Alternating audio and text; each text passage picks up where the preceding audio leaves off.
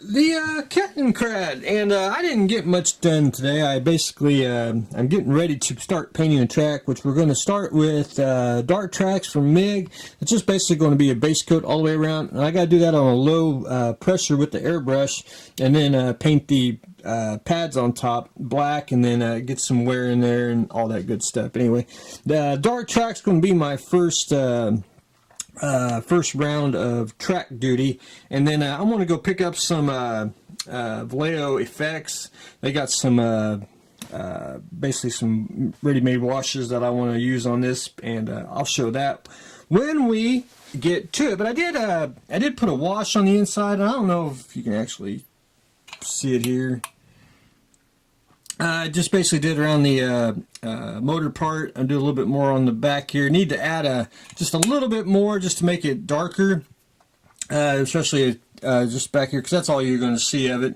And then I got to do some little painting on the inside here, and that's basically do some more washes, do a little bit of dry brushing, and then get little scrapes in there for like the footwear and all that, and then I can continue on. But really not a whole lot to update on the kettenkrad, but it's slowly but surely we are getting there. The cuda. One thing I've done is I started masking. I got to mask the chrome parts off. I went ahead and added an extra armor plate on the back here, and I basically glued it on. I didn't think you really needed to rivet it on. It shouldn't fall off, but anything with a movable car, I can't guarantee it won't break, but you know, that's just the way it is. But I went ahead and I masked off the front, and I wanted to mask off the there's a bunch of headlights here in the vents. I wanted to do it each separately so I could paint the front end of the cuda black too, but what I'm going to do is it's just simpler this way. Is I masked it all off. I'm going to spray a coat of black on there, which I've already started, and then I'll just go in with the paintbrush and paint that black. That'll just be easier. But I got the front end masked off with the bumper here, and I used I was hard up. I needed 2-inch tape, and I went to Harbor Freight because I had a coupon and it brought the price down. I'm not a big fan. It's all right. I really wouldn't recommend getting their tape again, but anyway, it was cheap and it does its job. But anyway, I got just a little bit of flat black on. You can see a little bit of the runs there. That's just just a light coat.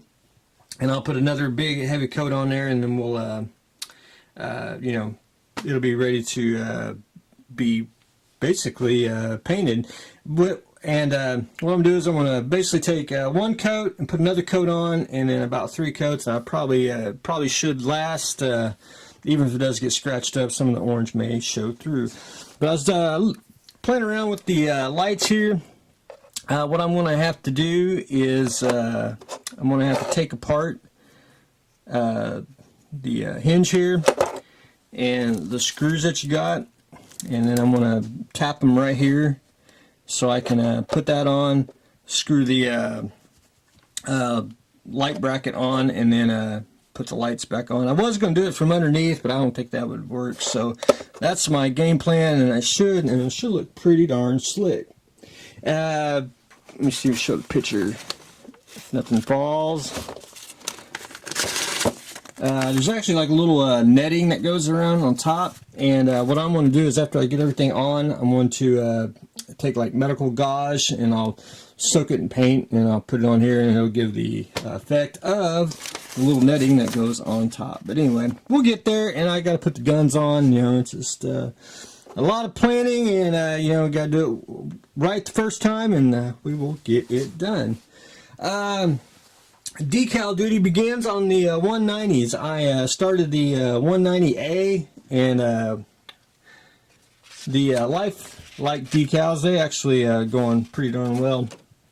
Hardly very little solution on it, and so I want to get the Balkan crosses on. I'll probably do that to the 190D over there, and then I'll probably, after I get the Balkan crosses on, then I'll probably go in and paint the landing gear and propeller real quick, just to get that out of the way.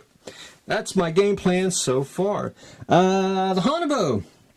Last I left off, I got the RLM75 gray on there, and then I went in and matched everything off, and I put in the wrong color. This one, RLM74, which is that one right there. The green, got that green on there. And I don't know, my lights are probably, it's hard to show everything in with so much lights on. I mean, once you get you know, you can see the green, and it's just you know, especially when you have all my lights on, it's just natural light should see, we should be seeing the green. I'm trying to do this one finger, and I don't have any fingernails to grab the paint, the tape off.